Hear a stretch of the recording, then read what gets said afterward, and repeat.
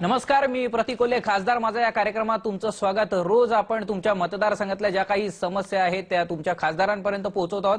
आज आपण भेटणार आहोत गडचिरोलीचे नवनिर्वाचित खासदार मारुतराव कोवासे यांना, जे पहिल्यांदाच निवडून आलेले आहेत। सगळ्यात महत्त्वाची गोष्ट म्हणजे मतदारसंघांची जी पुनर्रचना झाली त्यानंतर हा नव्याने उद्याला आलेला मतदारसंघ आहे।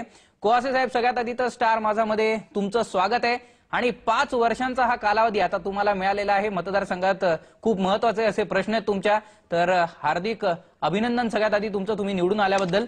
सुरुवात करूया तर तुमच्या मतदारसंघातला जो आता एक खूपच महत्त्वाचा प्रश्न आहे तो म्हणजे नक्षलवाद। तर याबाबत तुम्ही काय करणार आहात?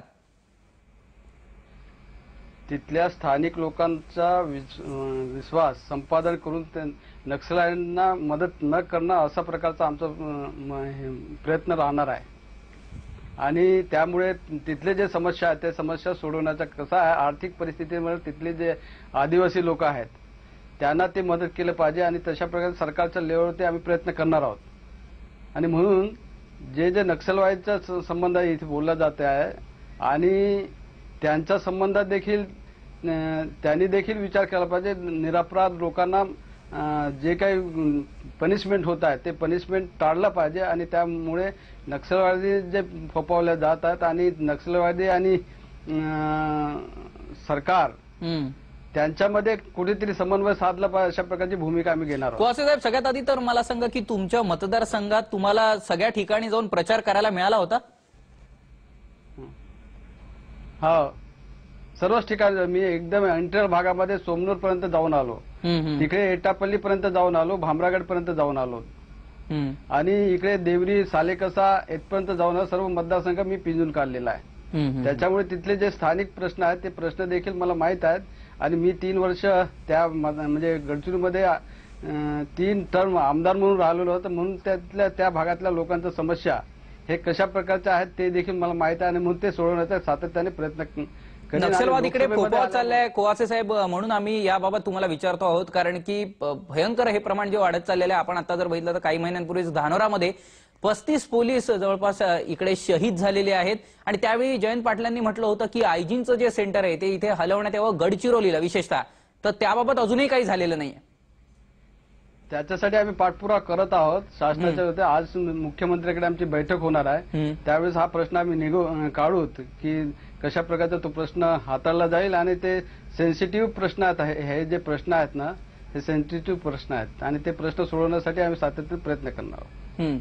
आता तुम्ही म्हणाला त्याप्रमाणे या भागातले प्रश्न तुम्हाला माहिती आहेत, मात्र जर इकडे सुधारणाच होऊ देत नसतील नक्षलवादी, जर रस्ते केले तर रस्ते उठून टाकतात, संपर्क टॉवर जर उभारला तर तो टॉवर पाडतात, तर मग तुम्ही सुधारणा कशी करणार आहात? इतर खासदारांसमोर अशा समस्या नाहीत, मात्र तुमच्यासमोर सुधारणा करण्यासाठी मुळात त्या कशा करणार हाच एक महत्त्वाचा प्रश्न आहे।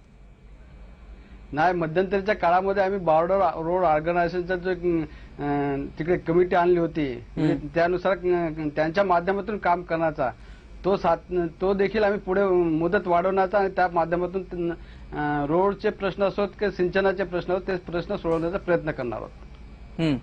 बीआरओच्या माध्यमाने जे इकडे रस्ते करण्यात येत होते तर त्याच्यात सुद्धा एका इंजिनियरला मारण्यात आलं, तर त्यामुळे एक प्रकारे हा जो भाग आहे नक्षलवाद्यांची या भागात बऱ्यापैकी दहशत आहे असं म्हटलं पाहिजे।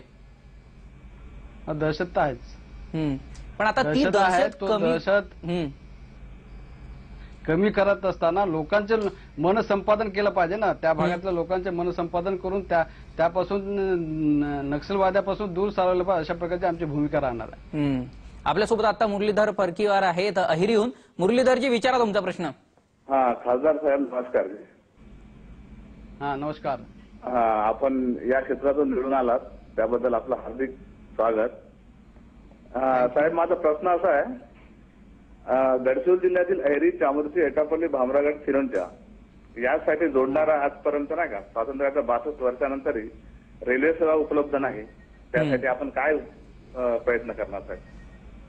हा, तो प्रश्न आम्ही म्हणजे मी आता नव्याने लोकसभेमध्ये आलेलो आहोत।